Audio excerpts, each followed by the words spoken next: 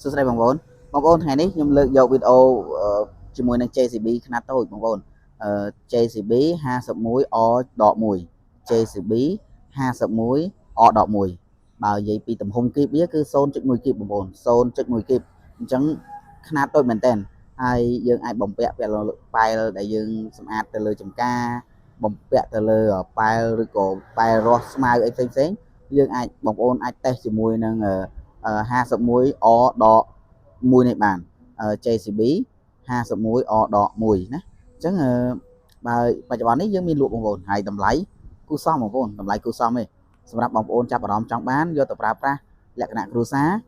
បងប្អូនអាចសាកមកតេស្តគុណភាពសាកមើលបានហើយបងប្អូនប្រើចុះទិញថ្មីបែបនេះយើងប្រើបើសិនយើងទិញថ្មី